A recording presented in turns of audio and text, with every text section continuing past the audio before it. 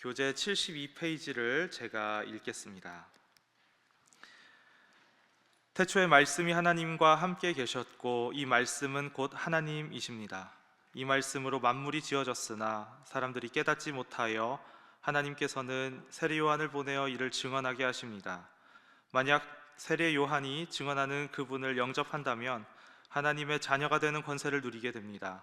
이후 세례 요한은 제사장과 레위인, 바리새인들에게 예수님을 증언합니다.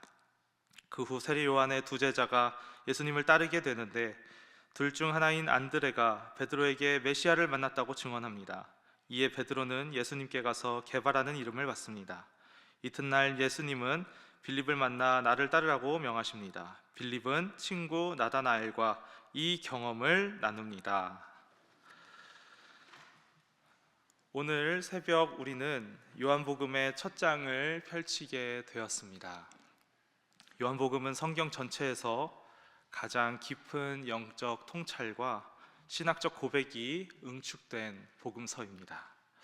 다른 복음서들이 예수님의 사역과 기적 그리고 비유와 인간적인 면모를 통해 복음을 전했다면 요한복음은 한층 더 높은 자리에서 예수님의 그 신성과 예수님이 어떤 분이신지 그 존재의 근원을 드러냅니다.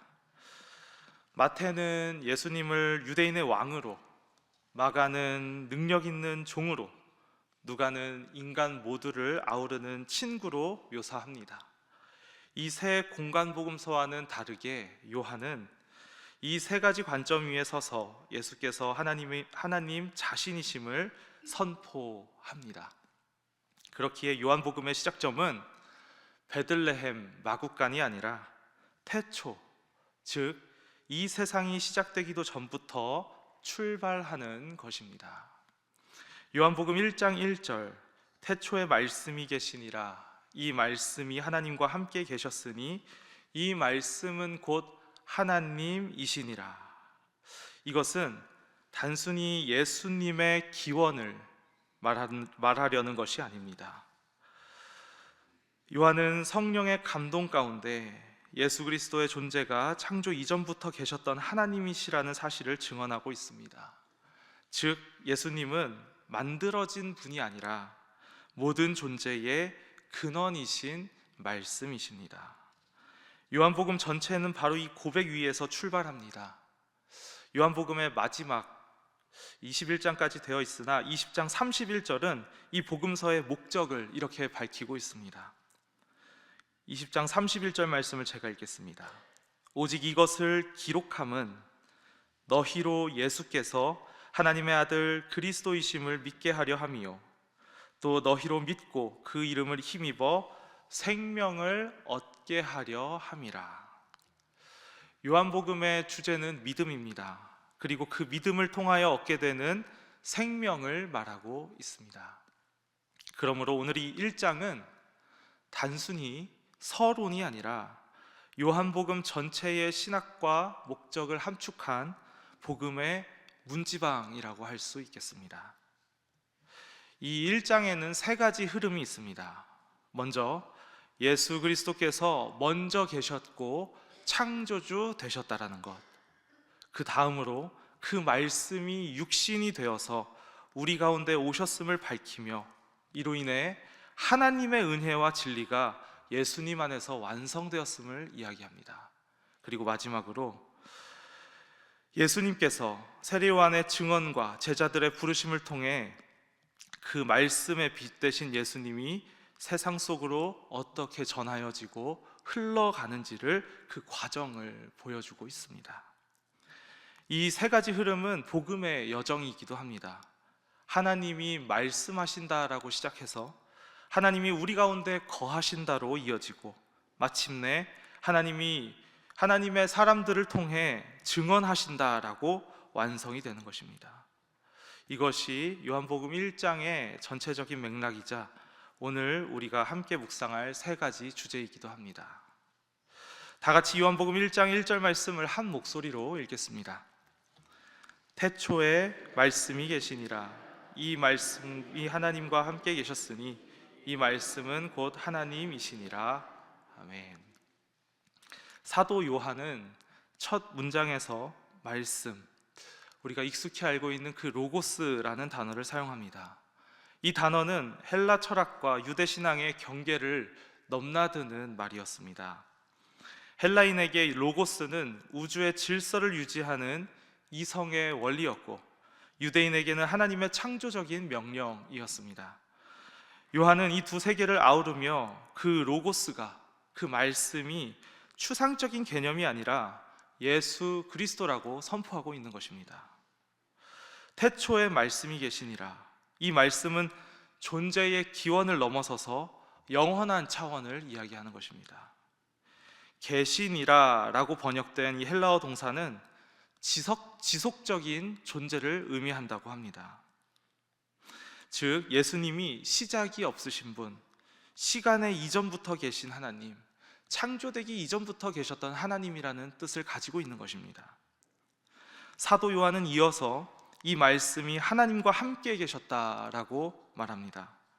이것은 인격적인 구별을 나타내는 것입니다. 어렵게 들리실 수도 있겠지만 한번 집중하여 들어보시기 바랍니다. 예수님은 하나님과 함께 계시며 명확하게 구분되지만 하나님과 동일한 본질을 가지신 분이라는 겁니다.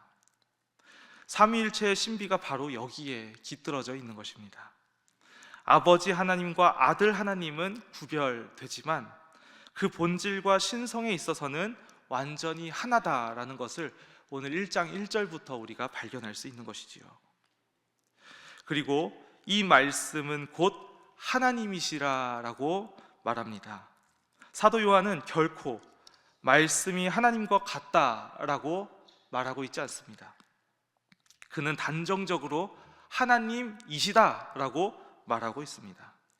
이 한 문장은 모든 이단의 논리를 무너뜨리는 복음의 초석입니다. 예수님은 선지자 중 하나가 아니고 또 선생 중 하나도 아니며 하나님 자신이시라는 말씀입니다. 3절은 이렇게 이어집니다. 만물이 그로 말미암아 지은 바 되었으니 지은 것이 하나도 그가 없이는 된 것이 없느니라. 예수님은 창조의 원인이 되시며 또 창조의 주체가 되시는 분이십니다. 세상의 모든 것은 예수님으로 말미암아 존재합니다. 우리의 생명, 시간, 공간, 그리고 오늘날 우리가 숨쉬는 이 모든 숨결, 그리고 이 세상 모두가 하나님의 말씀으로, 예수 그리스도로 세워졌습니다. 그렇기에 사도 요한은 4절에서 이렇게 선언합니다. 그 안에 생명이 있었으니 이 생명은 사람들의 빛이라. 생명과 빛은 요한복음의 전체를 꿰뚫는 핵심 주제 중 하나입니다. 예수님께서 생명을 주시는 이유는 그 생명이 우리에게 빛이 되기 위함입니다. 빛은 진리를 드러내고 죄를 밝히며 어둠을 몰아냅니다. 그러나 인간은 그 빛을 싫어했습니다. 요한은 이렇게 덧붙입니다. 5절 말씀을 한 목소리로 다 같이 읽겠습니다. 빛이 어둠에 빛이 돼 어둠이 깨닫지 못하더라. 이 깨닫지 못한다는 말은 단순히 몰랐다라는 뜻이 아닙니다. 가지고 계신 성경에 각주가 달려 있을 것입니다. 뭐라고 달려 있나요? 이기지 못했다라고 적혀 있습니다. 즉 어둠은 빛을 이기지 못했다라는 것입니다. 빛은 언제나 어둠보다 강하며 예수님의 생명은 그 어떤 세상의 권세로도 꺼트릴 수 없다라는 말입니다. 신일의 성도 여러분, 요한복음의 시작은 이렇게 우리를 근본으로 돌려보냅니다. 예수님은 역사 속 한 인물이 아니라 시간 이전부터 계셨던 분이시며 또 오늘도 말씀으로 우리를 창조하시고 빛으로 우리를 새롭게 하시는 분이십니다. 말씀에서 멀어질 때 우리의 마음은 어둠에 잠기고 하나님의 생명이 희미해집니다. 그러나 우리가 다시 말씀 앞에 서면 그 빛이 우리의 어둠을 몰아내고 생명을 회복시킬 것입니다. 여기서 첫 번째 기도 제목입니다. 말씀의 빛이 내 안의 어둠을 몰아내고 생명의 길로 인도하게 하소서. 말씀의 빛이 내 안의 어둠을 몰아내고 생명의 길로 인도하게 하소서.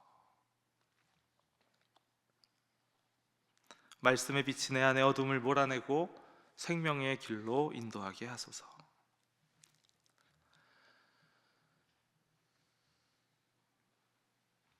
다 같이 이제 14절의 말씀을 한 목소리로 읽겠습니다. 시작. 말씀이 육신이 되어 우리 가운데 거하심에 우리가 그의 영광을 보니 아버지의 독생자의 영광이요 은혜와 진리가 충만하더라. 아멘. 이 구절은 그 자체로 기독교의 본질을 압축한 선포입니다. 말씀이 육신이 되었다. 이것은 단순한 신비가 아니라 우리를 향한 하나님의 결단입니다. 하나님이 사람의 몸을 입고 오셨다는 말은 무한하신 분이 유한함 속으로 들어오셨다라는 뜻입니다. 하나님이 사람이 되셨다라는 이 한 문장은 온 인간이 이해할 수 없는 하나님의 사랑을 말하고 있는 것입니다. 여기에서 거하심에라는 이 헬라어는 장막을 치다라는 의미를 가지고 있습니다. 이 장막 어디서 많이 들어보셨지요? 사도 요한은 출애굽기의 성막을 연상시키며 광야 한가운데 세워진 하나님의 장막이 이제 사람 몸 안에 세워졌다라고 말하고 있는 것입니다. 예수님은 하나님의 영광이 임한 새 성막입니다. 구약에서 성막은 거룩과 죄 사이를 잇는 중간 지점이었습니다. 하나님은 그곳에서 백성을 만나셨습니다. 그러나 성막에 들어가려면 피 흘림과 제사가 필요했지요. 사도 요한은 이제는 더 이상 짐승의 피가 필요 없다고 말하며 하나님이 직접 우리 가운데 장막을 치시며 자신이 희생제물이 되셨다라고 말하고 있는 것입니다. 예수님은 하늘의 높음을 버리고 우리의 눈물과 아픔, 그 연약함이 가득한 자리로 내려오셨습니다. 이것이 복음의 시작입니다. 우리가 하나님께 먼저 갈 수 없기에 하나님이 우리에게 오셨다라는 것입니다. 우리가 그의 영광을 보니, 사도 요한은 과거형으로 기록합니다. 실로 사도 요한은 예수님의 제자로서 예수님의 많은 모습들을 보았습니다. 그런데 그 영광은 세상의 영광과는 다른 것이었습니다. 화려함, 권력 아니고 십자가의 낮아짐 속에서 드러난 영광입니다. 사도 요한은 그 영광을 이렇게 설명합니다. 은혜와 진리가 충만하더라. 이 단어 또한 요한복음의 전체를 관통하는 주제 중 하나입니다. 은혜는 받을 자격이 없는 자에게 베풀어진 호의입니다. 하나님은 자격 없는 자를 향해서 손을 내미셨습니다.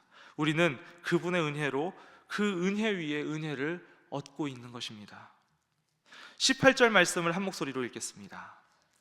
시작. 본래 하나님을 본 사람이 없으되 아버지 품속에 있는 독생하신 하나님이 나타내셨느니라. 정말 그렇습니다. 본래 하나님을 본 사람은 아무도 없습니다.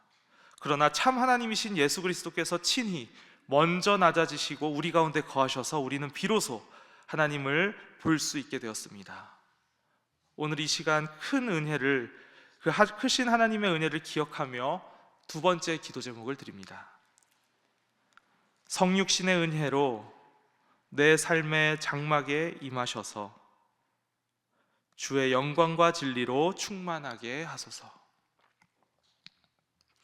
성육신의 은혜로 내 삶의 장막에 임하셔서 주의 영광과 진리로 충만하게 하소서.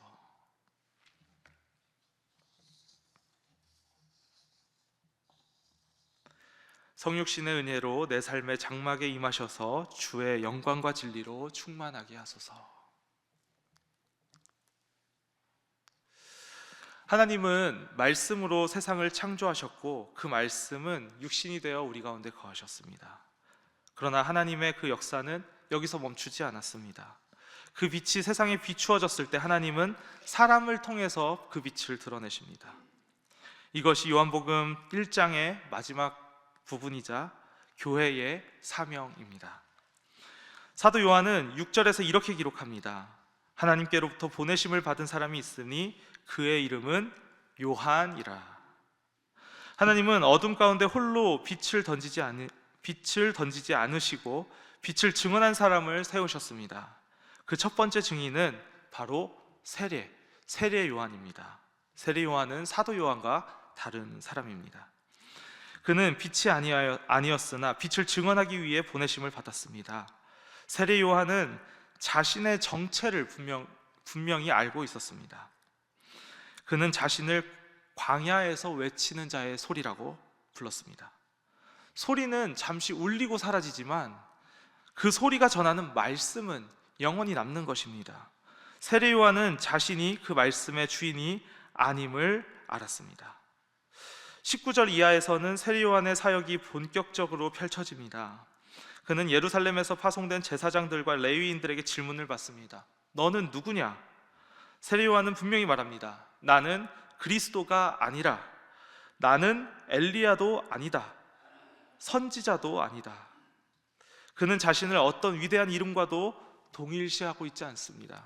오히려 자신을 낮추며 오실 예수 그리스도를 높이고 있습니다. 다 같이 26절에서 27절의 말씀을 한 목소리로 읽겠습니다. 시작.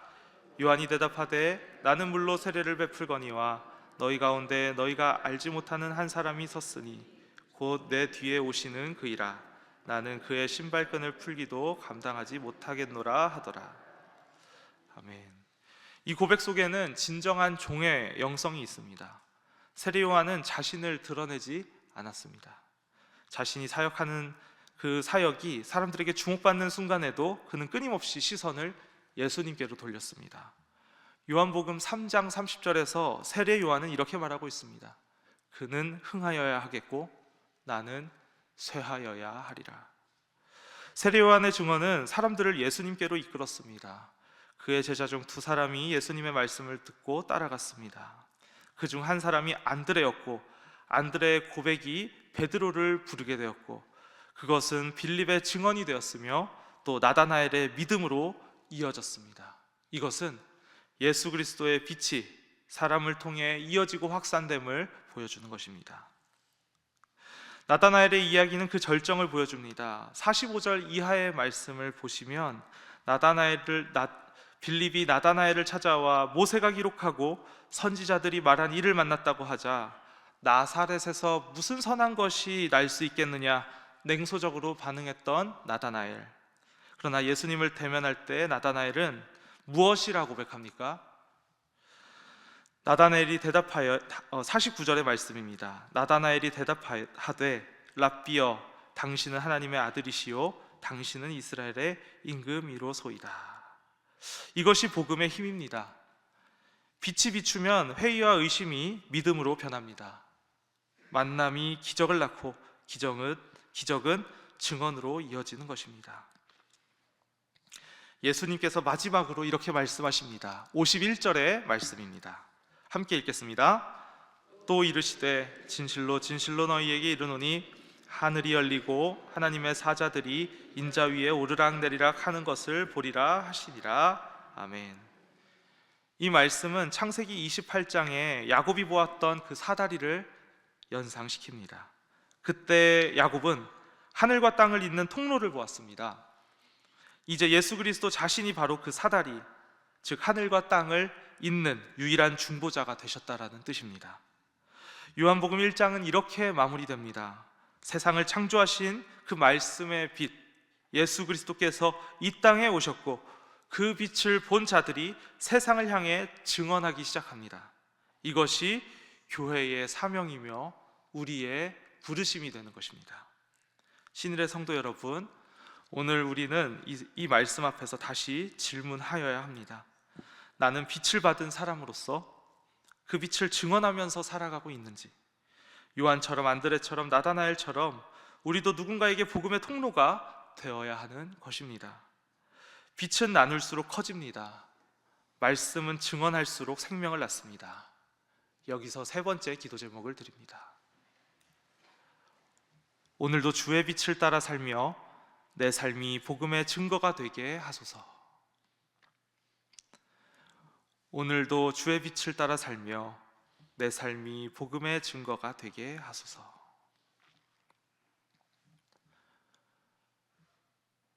오늘 요한복음 1장의 말씀을 통해 나눈 세 가지 기도 제목, 말씀의 빛이 내 안의 어둠을 몰아내고 생명의 길로 인도하게 하소서.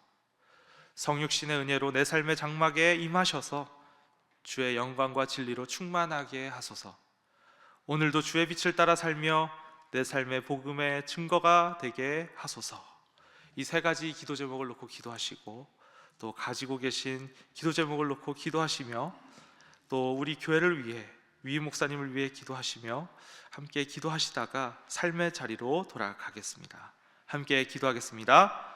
주여 믿습니다. 주여 믿습니다. 주여 믿습니다.